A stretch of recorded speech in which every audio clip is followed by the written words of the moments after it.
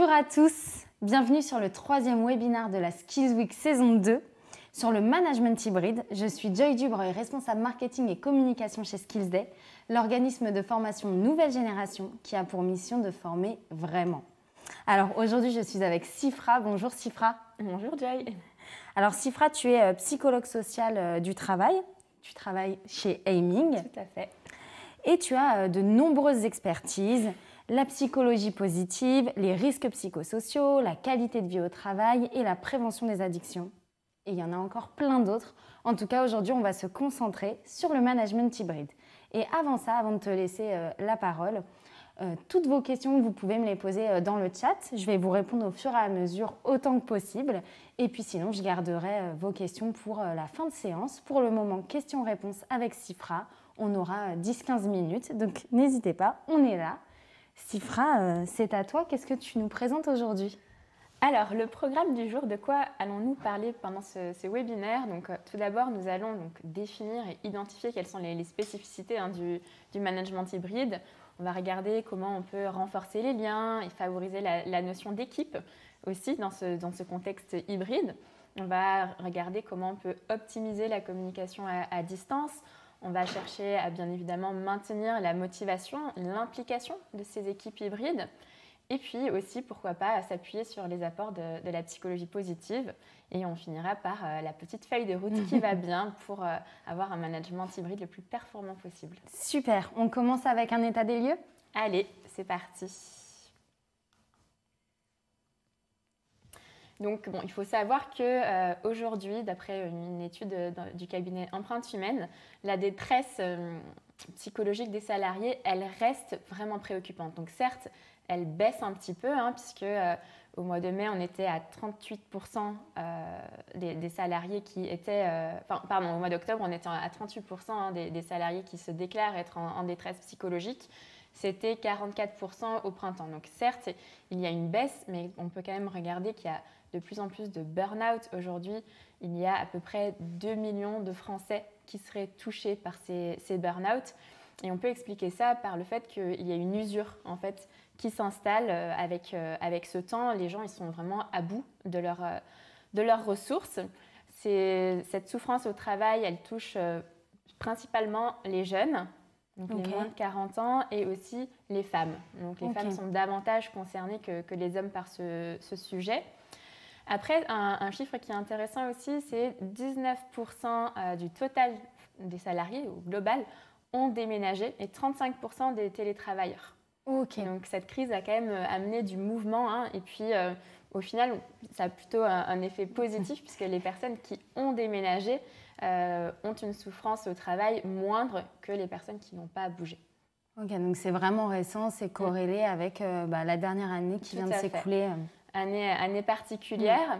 Nous, chez Aiming, avec AG2R, la mondiale, on a réalisé notre baromètre de l'absentéisme et de l'engagement qu'on réalise chaque année. Et quelques chiffres intéressants aussi sortent de là pour compléter un petit peu cet état des lieux. Donc il y a quand même 26% des salariés français, donc du secteur privé, qui expriment une baisse du niveau d'engagement.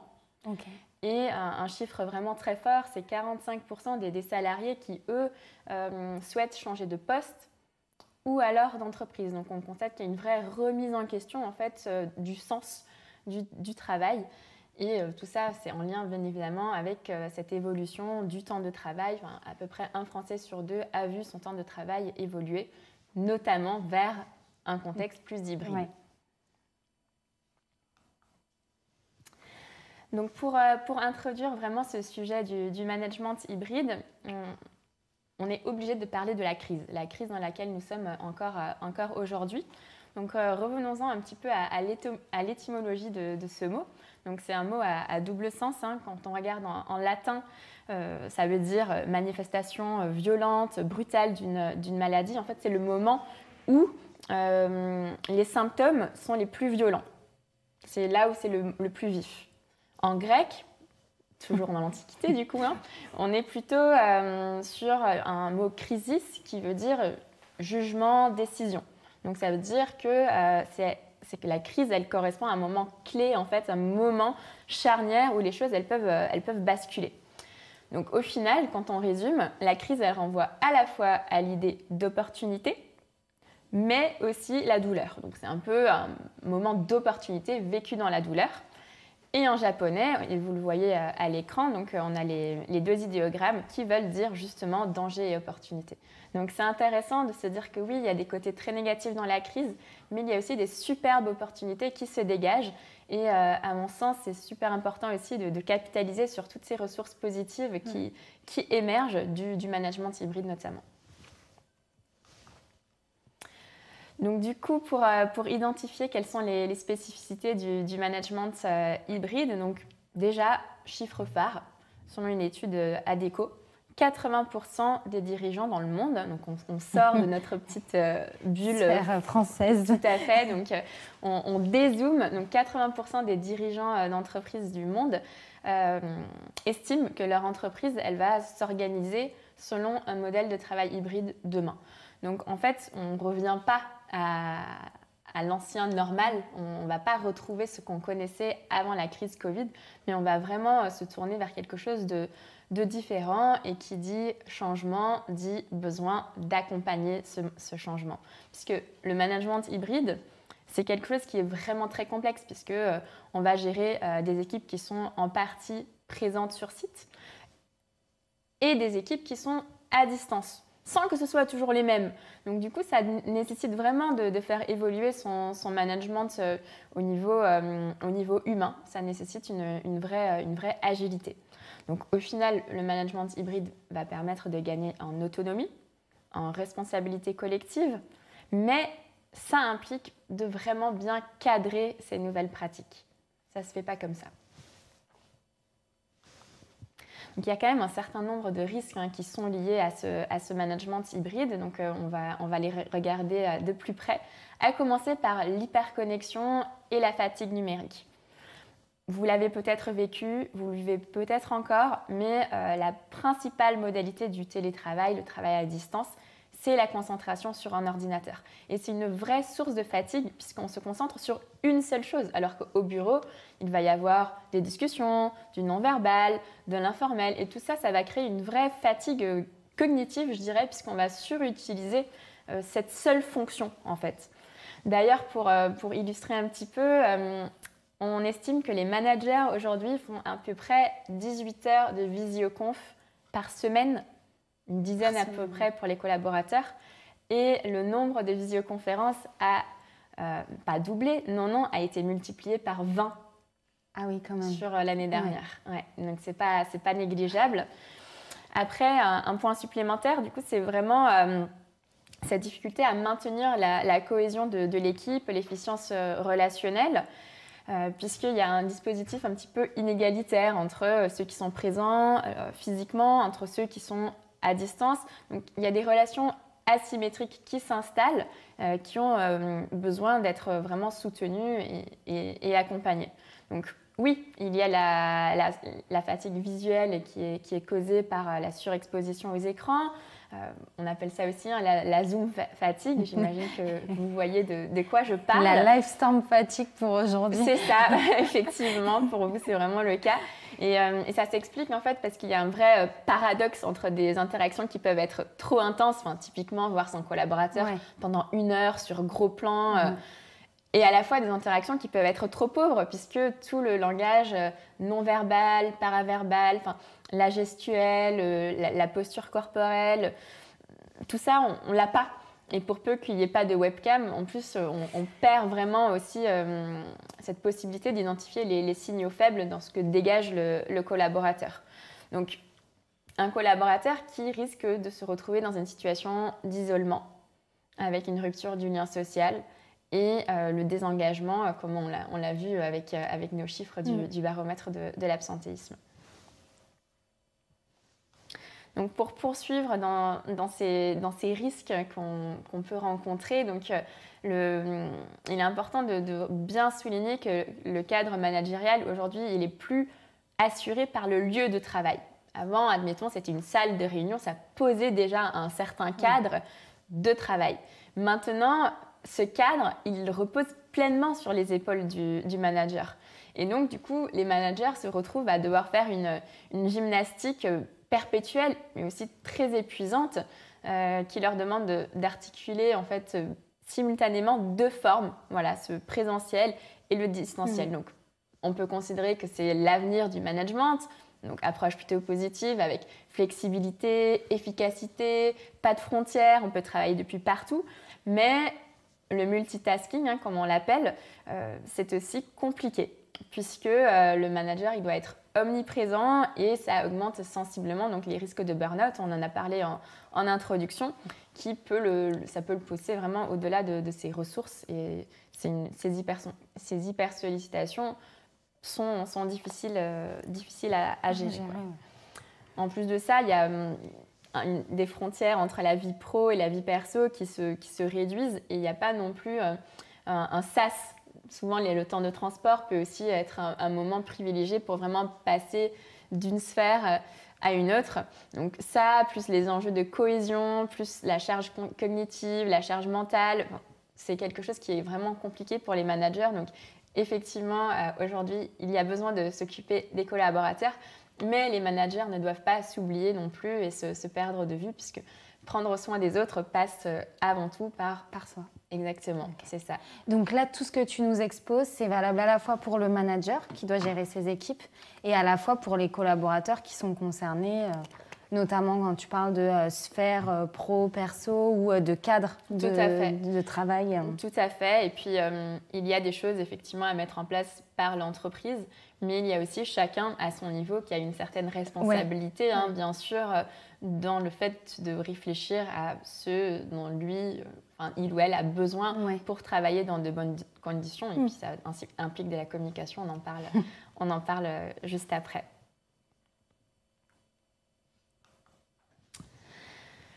Donc, au-delà des risques qu'on vient d'aborder, donc le côté plutôt négatif, hein, heureusement, il y a aussi des choses très positives et un certain nombre de solutions que vous connaissez peut-être. Autrement, vous allez pouvoir les découvrir avec nous dans quelques instants.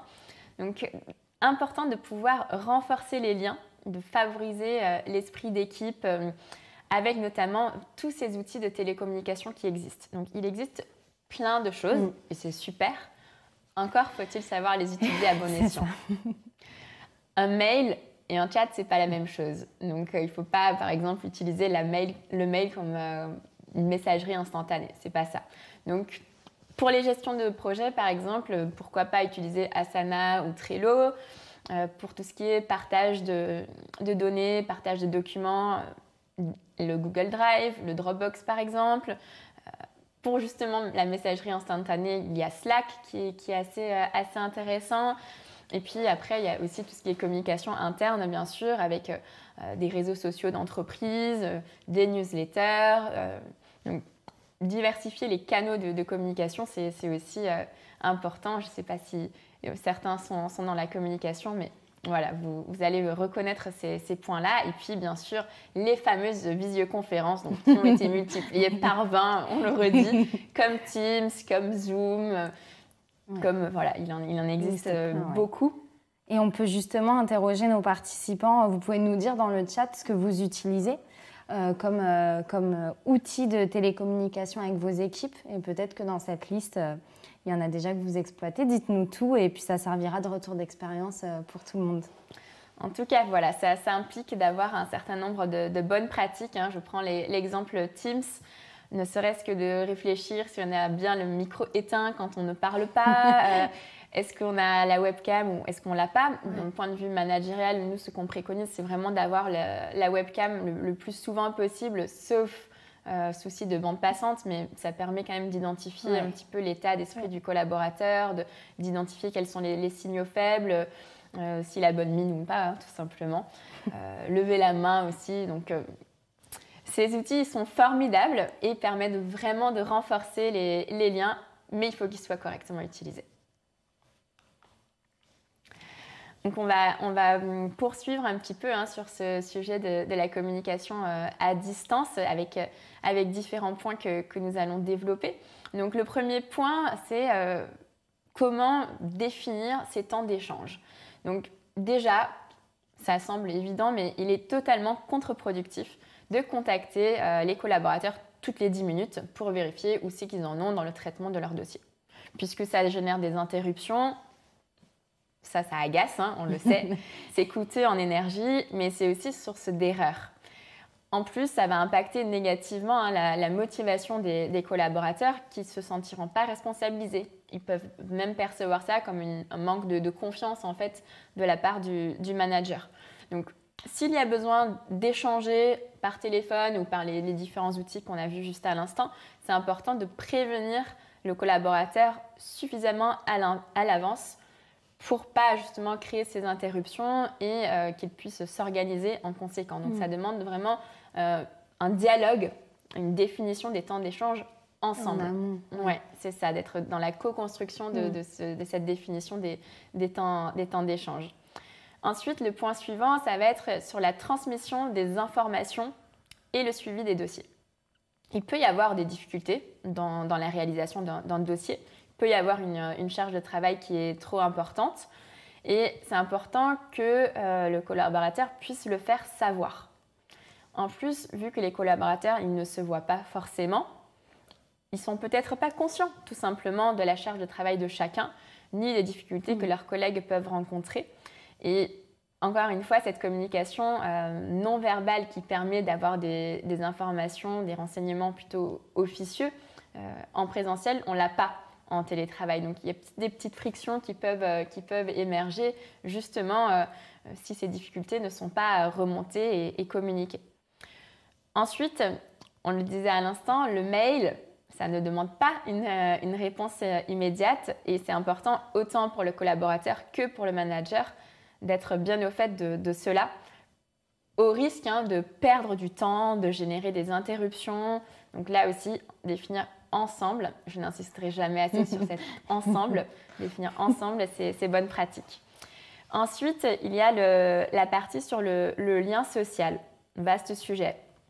Le lien social, il est hyper important puisqu'il favorise les comportements collaboratifs, tout simplement. La prise de nouvelles auprès des collaborateurs, c'est quelque chose qui est indispensable aussi. Donc, réaliser des échanges en temps réel, traiter chaque collaborateur aussi de façon égale, hein, donc pas de traitement de faveur, donc l'équité, sujet bien évidemment très important. Exprimez-vous aussi en tant que manager votre ressenti sur des situations données et on préconise en tout cas qu'au moins une fois par semaine, il y ait un bilan de fait pour s'interroger sur le travail ensemble. Quels sont les besoins des collaborateurs? Quels outils? À quel moment? Parce que souvent, on est tête dans le guidon et on ne réfléchit pas à tous ces besoins. On ne prend pas ce temps de s'arrêter en fait, et de réfléchir concrètement à OK, la méthode, la façon dont on travaille ensemble, est-ce que c'est réellement la bonne? Peut-être qu'il y a des ajustements à faire. Ouais. Et puis, évidemment, la convivialité, on en a beaucoup manqué ces derniers temps.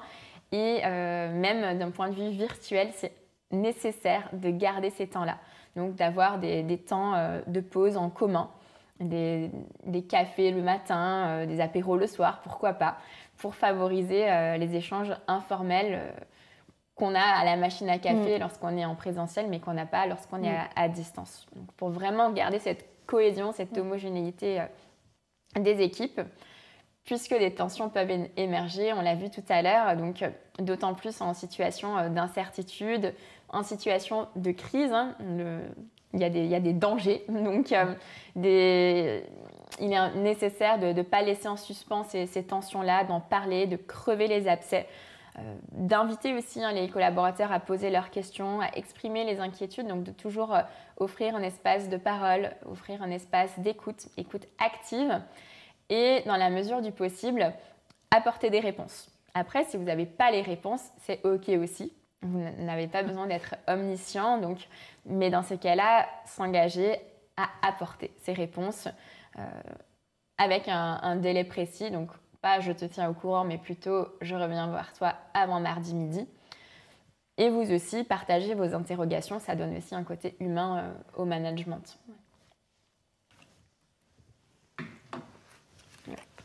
Et justement, Sifra, toutes tes préconisations, elles s'appliquent en one-to-one du manager au collaborateur ou du manager envers l'équipe, les règles à définir envers l'équipe et après peut-être des ajustements en fonction des personnes. À la marge, s'il y a des dysfonctionnements ou il y a peut-être des personnes qui ont des besoins légèrement différents. Notamment, je parlais tout à l'heure de la confiance. À distance, il y a des personnes qui ont besoin de plus de cadres, qui ont besoin de plus de contrôle et d'autres personnes qui vont être plus à l'aise avec un certain niveau d'autonomie. Mais attention toujours à cette notion d'équité, donc à discuter, à convenir ensemble.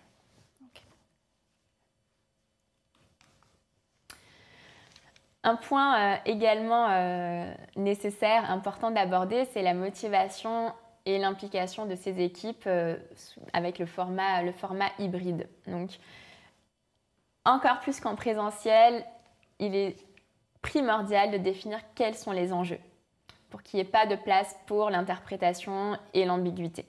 Donc, tout le monde doit vraiment parfaitement comprendre quelles sont les conséquences de chaque décision, pourquoi telle ou telle décision a été prise et pas une autre. Il y a la répartition des tâches aussi, donc encore une fois de façon équitable.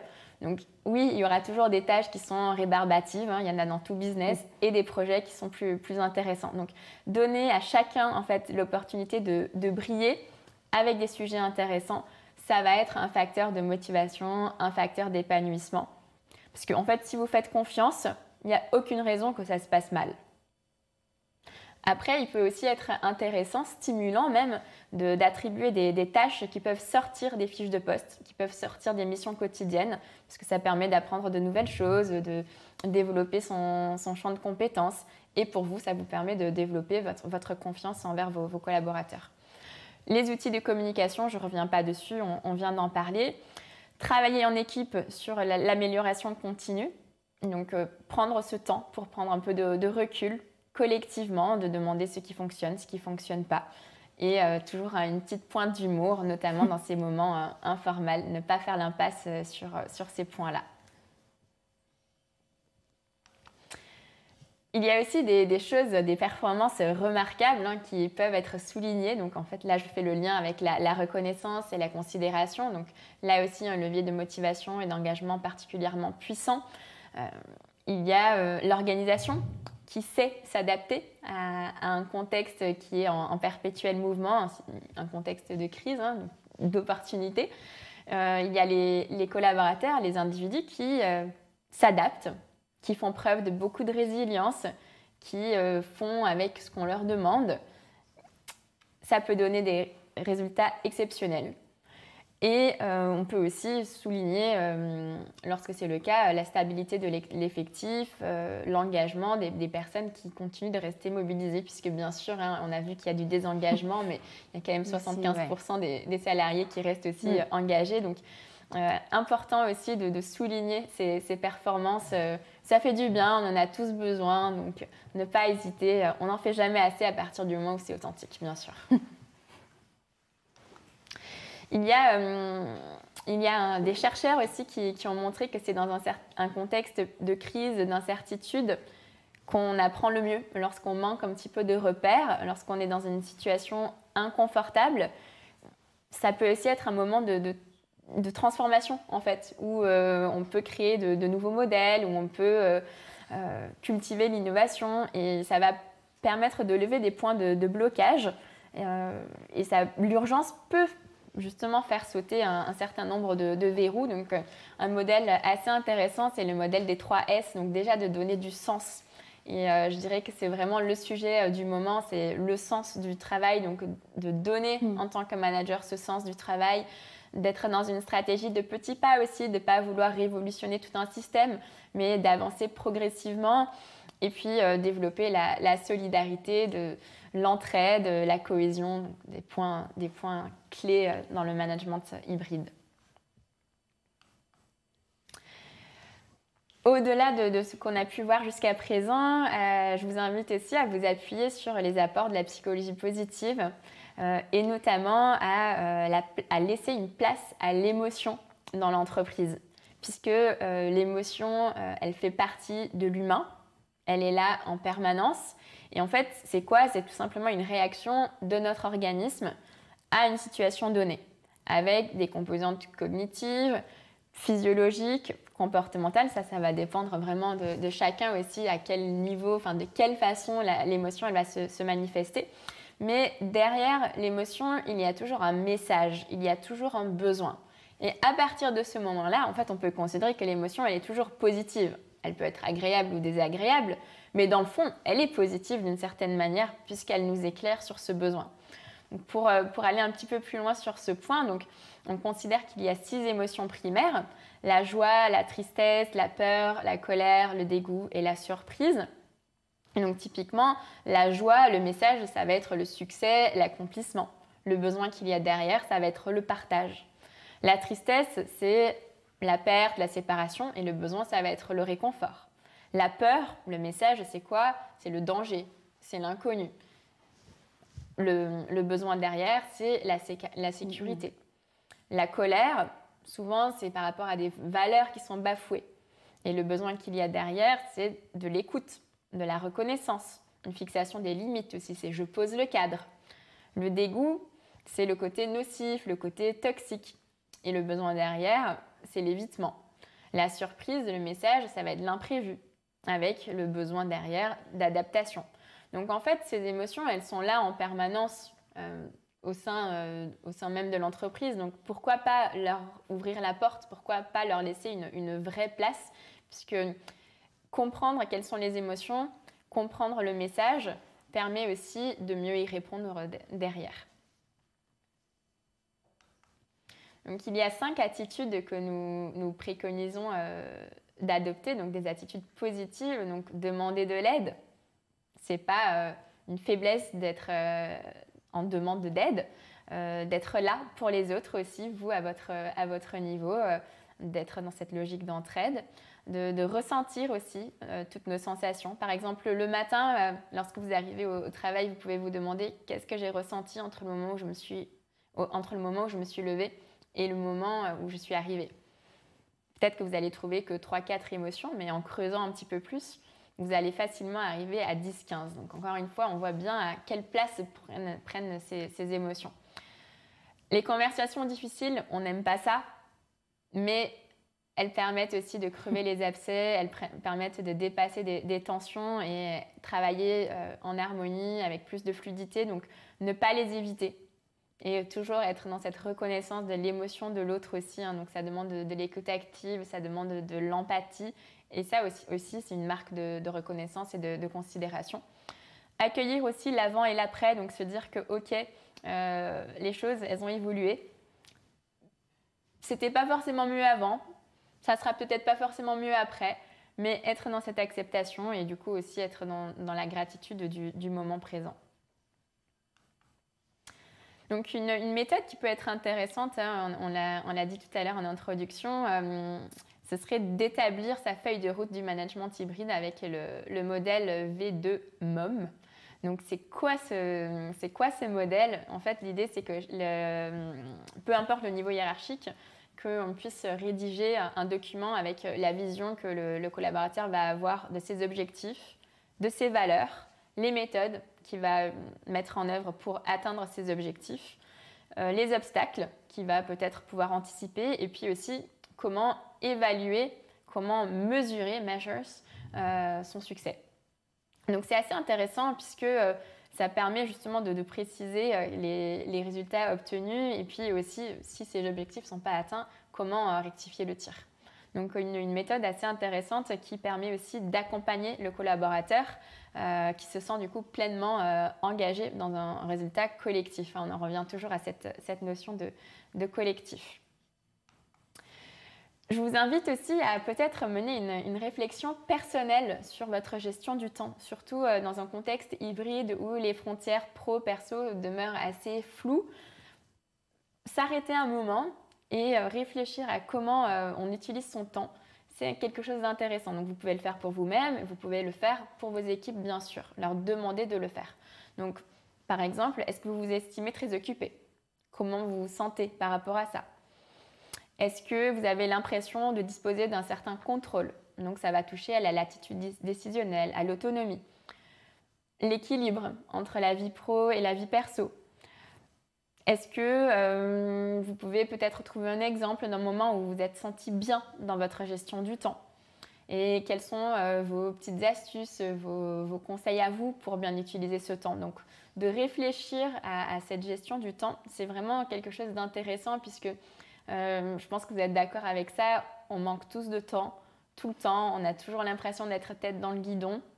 Et donc, de mener une réflexion permet aussi peut-être de prendre ce recul et de réagencer en fait ce temps de travail tout simplement. En conclusion? Et oui, le petit mot de la fin, donc sur ce management hybride, donc 3 enjeux majeurs qui sont vraiment à considérer. Donc le premier, c'est vraiment de pouvoir accepter le changement, donc de reconnaître qu'une nouvelle forme de management est nécessaire. Donc c'est quelque chose qui est assez symbolique au final, mais c'est que l'entreprise et les collaborateurs acceptent que les choses elles sont en train de changer, que les structures, les procédures, les outils, tout ça c'est en train de bouger et ce qui était adapté hier n'est peut-être plus adapté aujourd'hui dans ce monde de management hybride qui émerge. Et c'est juste en traversant en fait cette phase d'acceptation que les entreprises pourront, à leur rythme et selon leurs moyens, fournir un cadre propice à une certaine résilience managériale de l'organisation. Donc ça, c'est vraiment le premier point. Le deuxième, il ne surprend pas celui-là, c'est vraiment de limiter l'hyperconnexion. Ça demande de la formation. Une formation au niveau des managers, une formation au niveau des collaborateurs. Une meilleure utilisation des outils numériques, c'est vraiment un enjeu de taille aujourd'hui. Donc oui, les travailleurs sont protégés par le droit à la déconnexion, mais ça ne garantit pas pour autant la qualité de la relation au numérique. Donc beaucoup des outils sont utilisés à mauvais escient, donc c'est maintenant que ça se joue pour ne pas pérenniser en fait, les mésusages de la technologie. Et puis enfin, donc, organiser, former les protagonistes, les managers, les collaborateurs au management hybride. Donc un cadre managériel clair, un cadre managériel solide, avec une vraie régulation des pratiques. Enfin, ce que nous vous invitons à faire aussi, c'est faire un retour d'expérience sur ce management hybride. Donc de regarder un petit peu cette année et demie qui s'est écoulée, comment vous êtes organisé. C'est quoi les décisions que vous avez pu prendre? À quel moment vous avez pris ces décisions? C'est quoi les signaux en fait qui vous ont permis de prendre ces décisions? Et est-ce qu'il y a eu des impacts positifs, des impacts négatifs? Et poser ces questions aussi à votre équipe. On en revient toujours à cette notion de co-construction, cette notion de ensemble. Et une fois que vous avez les réponses à ces questions, c'est là que ça sera nécessaire d'intégrer ces remarques dans des plans d'action, de les intégrer dans vos plannings, de développer les temps d'échange et enfin, tout ce qui aura découlé de ces différents aspects. Merci Sifra. Voilà ce que je voulais vous dire sur le management hybride. Merci Sifra. On va procéder à un temps de questions-réponses. On va vous laisser quelques secondes pour pouvoir réfléchir aux questions que vous voulez adresser à Sifra. Avant ça, 2 choses. La première, j'ai déjà une question pour toi que Simon nous a posée tout à l'heure, donc je vais te la transmettre.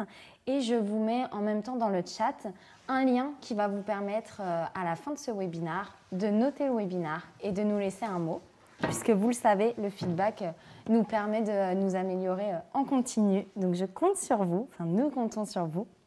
Voilà le lien, vous l'avez tous reçu. Et donc Simon nous demandait, alors, développer la solidarité, ok, mais de quelle manière? Est-ce que toi, tu as des tips vraiment pratico-pratiques pour qu'on puisse mettre en place au sein des équipes cette solidarité et ces moments d'échange? Alors effectivement, la solidarité, je le disais, c'est quelque chose d'important dans le modèle des 3 S.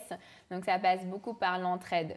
C'est je suis à la bourre sur un dossier, je suis à la bourre sur tel ou tel sujet, qui peut m'aider? Et en fait, d'oser demander de l'aide. Je crois que je l'ai dit aussi à un moment donné, il y a ça. Et donc parfois, du coup, ça nécessite de déborder un petit peu au niveau de ses tâches et au niveau du cadre, mais ça passe beaucoup par l'entraide et le soutien. pas uniquement au niveau des tâches, mais aussi un soutien moral. C'est aussi une forme de solidarité lorsque un collaborateur se sent en difficulté, voire en souffrance, d'être solidaire avec lui, de faire preuve d'empathie, de lui demander comment il va, de s'intéresser à lui, c'est de la solidarité. Ok. Est-ce que vous avez d'autres questions pour Sifra? Moi, je vais vous partager aussi un retour d'expérience qu'on a chez Skillsday sur la solidarité, le cadre de bienveillance qu'on a mis en place. Tous les mois, on organise une cérémonie, la cérémonie de l'éléphant. On remet à un collaborateur un éléphant en peluche, pas un vrai. Et en fait, c'est vraiment pour pouvoir apporter de la reconnaissance par rapport à quelqu'un. Donc, c'est vraiment d'une personne à une autre, entre pairs. Et l'objectif, c'est de reconnaître le travail, de souligner qu'on a été attentif à ça. Et ça change tous les mois, ça nous oblige finalement à regarder au-delà de nous, en fait, de pouvoir regarder ce qui se passe autour, quels sont les projets des autres, comment on peut les féliciter de tout ce qu'ils ont mis en place.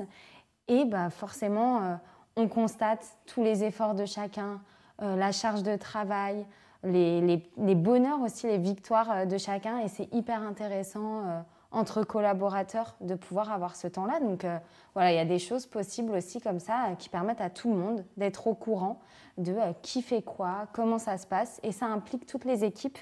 Et moi, je l'ai notamment vu pour la Skills Week. Je reçois une tonne de messages de mes collègues et c'est très, très appréciable. Ça fait du bien. Ça fait du bien. Et ça renforce justement les liens, la cohésion sociale. Et puis au final, le travail ensemble, puisque s'il y a une bonne ambiance de travail, il y a aussi un effet positif au niveau de la performance et de l'efficacité. Ouais. Et puis il y a une conscience de chacun de j'ai ça à faire, je sais quels sont mes objectifs, mais j'ai conscience aussi que ma collègue travaille sur tel sujet et puis ça nous permet d'apprendre d'autres choses, comme tu le disais tout à l'heure.